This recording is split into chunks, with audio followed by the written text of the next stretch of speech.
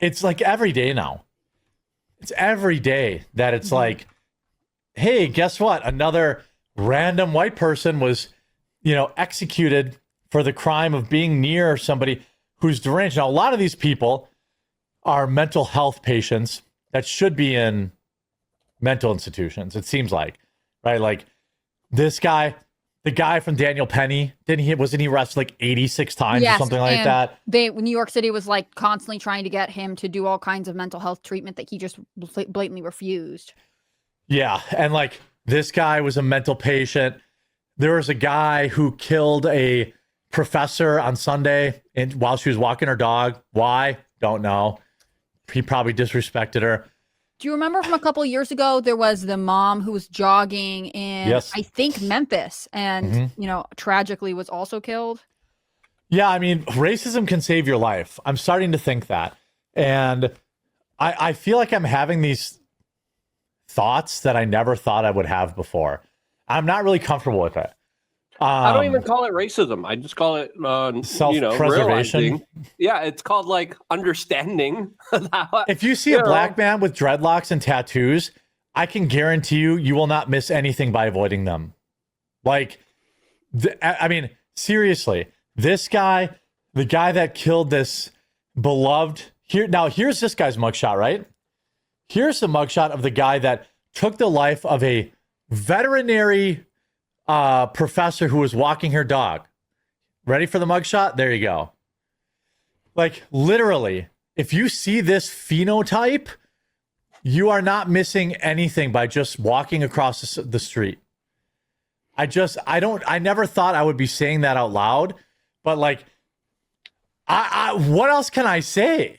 Do you want to hear my weird story about this? So yes. I was in Detroit this weekend. We stayed in downtown. I've never been to Detroit, but the hotel was nice. There were all kinds of other nice things. Downtown's proper. Yeah. Okay. So I had to go to CVS to get like something for my baby, and my husband was asleep. So I was like, I'll put her in the stroller. Yep. It's like, I had to get baby wipes. I mean, it's not that exciting. My baby doesn't. Anytime a woman has to go out for something, I just assume it's tampons. I just had to get whatever generic female product I needed. But in this case, it was generic baby product. And I was walking to a CVS, and this African-American man crossed in front of me and was like, you shouldn't be out here alone with your baby. And I was like, he was probably telling you the truth. I didn't think he was wrong. And it's this thing where you're like, I think there are some areas of cities that are nice, but when you're traveling, like, you just can't risk anything. And when I watched this video of this girl, was he an older guy? Was he an old head who said that? He was older. I mean, like, he wasn't like homeless or anything, but like, he obviously was like hanging around. There was another set of moms with a small kid he had approached right before them. So I don't know what he was up to, but it was like one of those moments where you're like, I walked literally 2 blocks and now I'm like, somebody has to come get me from the CVS. But you don't like to live in fear. And so when I watched this video of this girl who is like getting on the bus and she picks the seat in front of this guy, part of me is like, I wish you just knew not to sit there. Right? Because you don't want to seem evil and judgmental. On the other hand, like, you're alone, you're about to just go into your phone. Like, the situational awareness says sit far away from everybody. Yeah, if she would have sat further away from him, he probably still would have done it, but one of these other people would have got it. Or at least it would have been time for everyone to get away. This is also extremely young woman that's kind of inundated with probably a lot of Western propaganda and Netflix special series about how dangerous white guys are, especially if they have right-wing tendencies and values. So there's a crazy video, and I kind of want to send it to you because I think it's worth playing in the backdrop of an official UK government PSA about dangerous white guys on trains here. And then, Netflix really kind of brought the propaganda home in a really vicious way with their kind of depiction of that young man who stabbed the girls in the UK. And they made him a white guy. Yeah. Well, and then they made it mandatory viewing, and then they made all schools in the UK watch that. So she probably, was in this kind of delusional entertainment Hollywood world where white men are stupid or fat or evil. And remember Germany are described as something totally different, right? Germany had this major problem with groping in public pools, and they made it a white disabled guy. And I was like, what? What are you doing? Yeah. Like, it's brown people that are doing this. It's not white people. And like, the more they do that, the more kind of like we really need a real conversation, because I think this agenda is far more kind of sinister here than what we're being led on to, as there's a big promotion of this type of acceptance, which is a total delusion and inversion of the truth of our society. Yeah, I mean, I think I am worried I think we're not far away from like literal vigilantes at this point. Like, if this woman in the park would have shot this guy dead, like preemptively, they would call her racist. So it would have been like, another George Zimmerman moment. Yes. Like, this guy was probably the guy in the park for this professor. You know, she walked her dog there every Saturday. You know, this guy stabbed her to death. If she would have just shot him, like, Wendy's would have burned down. This would have been all this stuff. So I think white people are like guilted into like putting themselves in situations where like I'm telling you, if I see a guy like this around me in a park, I'm leaving. I'm just leaving. Like, I don't, I'm sorry, good black guys who have dreadlocks, change your hair. Like, if you have this build, I'm going to avoid you. And like, I'm sorry, you can call it racist, but tell your, like, I was watching this episode of It's Always Sunny last night, and Dennis, there's like a pedo that moves in, and it's literally fat Dennis, like Dennis in a fat suit. But like, people keep mistaking the main character and like calling him a creep because he looks like this guy. So eventually he like grows a mustache and like whatever. But it's like, if you don't want me to archetype you, then don't be wearing your hoodie up with dreadlocks and face tattoos. I mean, it's by the like way, so hard because you, like, in your example, if you're at a park and this guy is there, but like, you are probably not alone at the park. You're probably with your wife. You're probably with some friends. Like, it's, you know, you'd love to live in a world where you don't have to judge anyone and everyone is safe. But like, we all know we don't live there, and you don't want to gamble with your own life or someone you love's life by being like, no, we have to just keep walking and act like everything could be fine. Like, why would you take that risk? Yeah. That's from the media, you know? Like, and listen, this conversation is probably a lot more convoluted and a lot more crazier than we even know it is. I mean, I just posted something that I've been talking about for months on end now, is that, you know, a lot of like Black and Latino criminals are being labeled white, right? Yeah, right. Already, hundreds are. Yeah. Now, already the crime statistics are pretty cooked. Like, you look at the crime statistics, it's like, okay, there should be a national conversation about this, right? And people automatically are responding, it's racist. I'm like, no, there's actually, you know, some good black people that don't want to be associated with these people and want the problems in their society to be dealt with, right? I don't want to live in a community filled with a bunch of these crazy people. And there's a bunch of there's a bunch of good black people that are like, you know, for this. And we have seen a lot of black people talk about this in a new way. The Hodge twins, whether it's Fit from Fresh and Fit, also talking about this, because like, hey, they're like, I don't want to be associated with these crazy people that just act very violently, and there's a big violent problem that people are too afraid to kind of deal with. But I think it's a real conversation that needs to be had that would eventually help everyone. Well, I'm going to ask you guys. I saw there was, I think the guy from Florida, he proposed this morning, like, judges who keep letting out violent criminals should have consequences for this. If you're a bartender and you overserve somebody and they get in a car and drive and kill somebody, you can go to jail. Mm-hmm. If you're a judge that continually lets out violent criminals and they commit more crimes, I am 100% fine with consequences for that. Like, I don't know. I mean, this guy should have never been out. Let's be honest. Right. I mean, how many mugshots is that? Like, that is enough chances, right? I could get it where you're like, you're a judge, you make a ruling, whatever.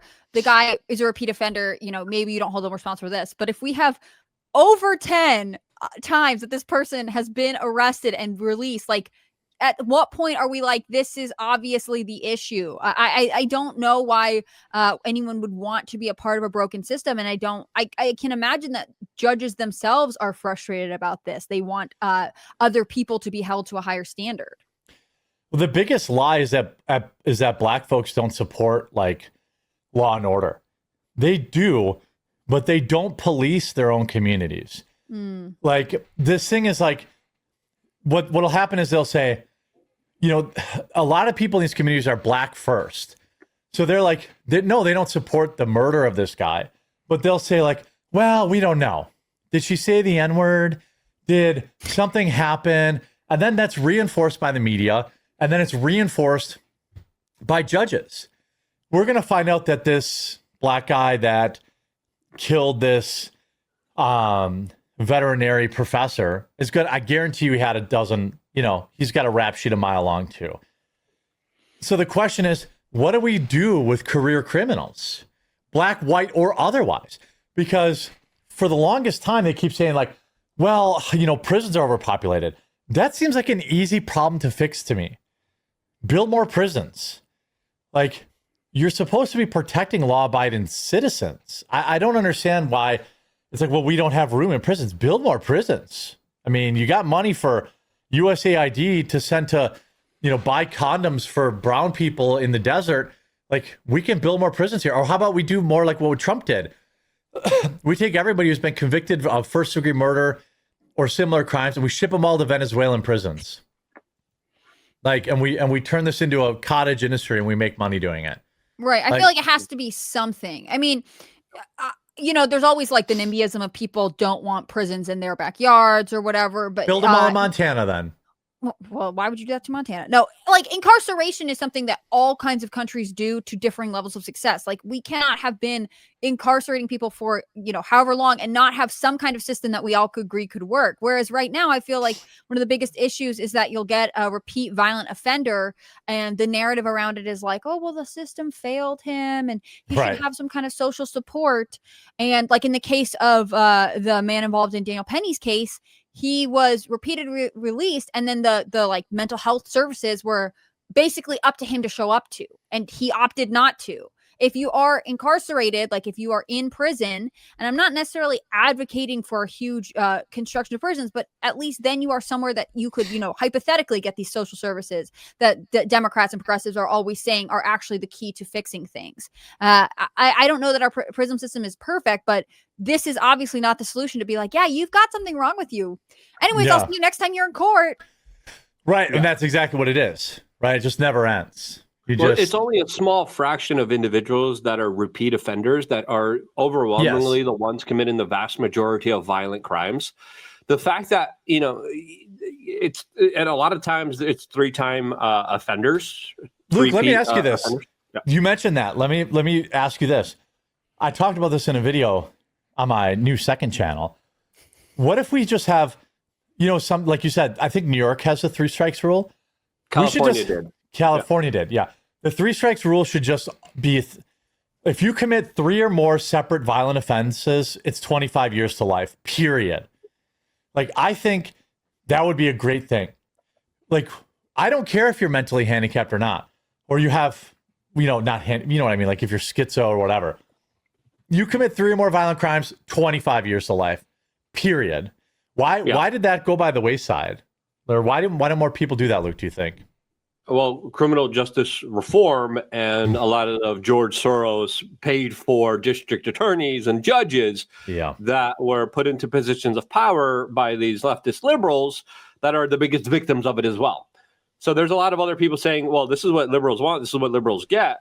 But at the same time, it's like, is this the type of country that we want to live in? There's also reportings that this, young Ukrainian woman was a BLM supporter.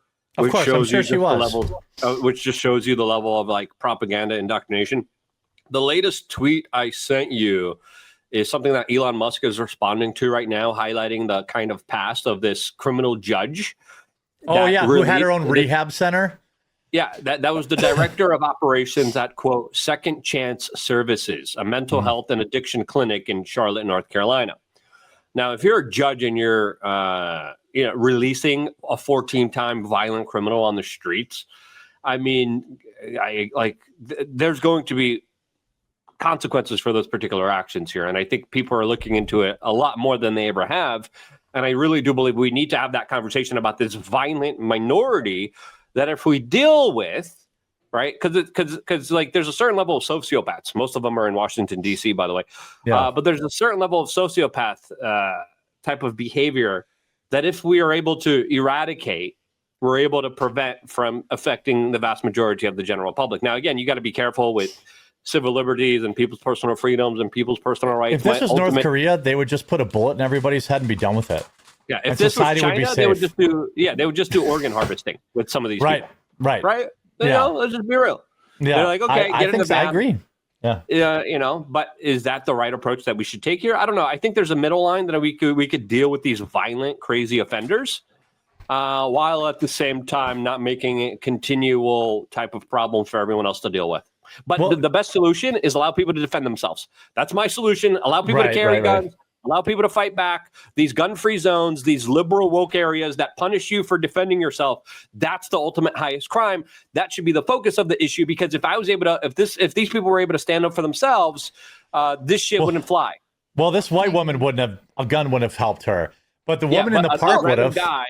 Daniel Penny 2.0 that would have seen the situation. Girl, I mean, I think with her, you have to teach her and other young women, regardless of their race, that situational awareness. There are to be situationally aware, and to it is not racist to be like, hey, this person might not behave like everybody else. Perhaps I should sit somewhere else on the bus. Like that's again, I know I said this before, but that's the most heartbreaking thing about watching that video, which is like, if you would just sit somewhere else or get off your phone. I'm not saying it would have saved her. Pay attention. Right. You know what I mean? Like you can't just, I mean, like, again, like, I don't know to what extent it's like American propaganda where everyone is like, no, everything is more safe than people are saying. I mean, it's just crazy conservatives who thinks you could get hurt if you're on a bus. But in this case, you want to say like, yes, there are dangerous people out there.